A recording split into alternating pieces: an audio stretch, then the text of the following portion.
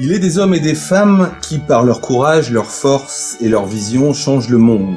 Parmi ceux qui ont changé le monde au nom de la santé de tous, il en est une qui a déclaré « La vie exige qu'on aille de l'avant qu'en gardant du passé ce qu'il y a de précieux ». Parlons aujourd'hui de l'histoire précieuse et inspirante de Mademoiselle Chaptal, l'architecte de la cause infirmière, avec René Magnon. René Magnon, bonjour. Vous avez été infirmier pendant près de 40 ans, dans de multiples secteurs.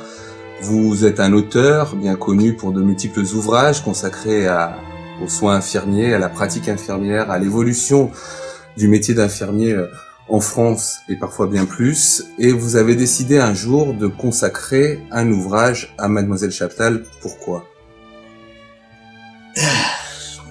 J'avais été, comment dirais-je, orienté vers la profession infirmière, non pas par hasard, par différents signes qui se sont produits dans ma vie. À l'école internationale, ça a été, après, même l'école de Cannes ne m'avait pas appris sur les soins infirmiers, ce que j'ai découvert à l'école internationale, avec une équipe de formateurs formidables, de femmes, Catherine Mordac, la directrice adjointe, Huguette Bechot, la fondatrice de l'école, et puis Marie-Françoise Collière, Elisabeth Sucy et André Montesidos. Et là, j'ai tout appris de ce qui était que soigner. Et j'ai tout appris également par rapport à l'histoire. Marie-Françoise Collière avait découvert l'histoire, non pas en France, dans des archives, etc., mais dans sa formation pour obtenir un master. Et elle nous faisait un cours d'histoire. Donc, elle avait parlé de Nightingale, Chaptal, Hamilton, etc. Mais Chaptal n'était pas pour elle la femme qu'elle mettait en évidence dans l'évolution du signe moderne des soins infirmiers. C'était Nightingale. Et puis, par contre-coup, Hamilton à Bordeaux. Marie-Françoise était protestante.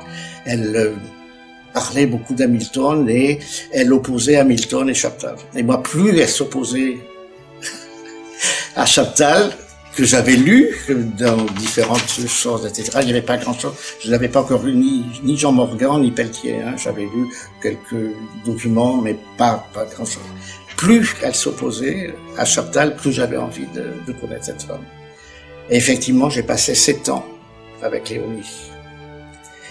Et quand 7 ans, parce que j'ai écrit ce livre sur une logamatique. Peut-être certains d'entre vous, c'était une petite machine à écrire sortie des nouvelles galeries, avec des carbones, 3-4 carbones, voilà, et des recherches épisodiques entre mes activités professionnelles et puis Paris, où je venais de temps en temps à la Bibliothèque nationale, etc. Donc ça a été quand même un travail très assidu, mais très ardu, voilà. Mais plus j'entrais dans la vie de cette femme, plus j'avais envie de la connaître, voilà.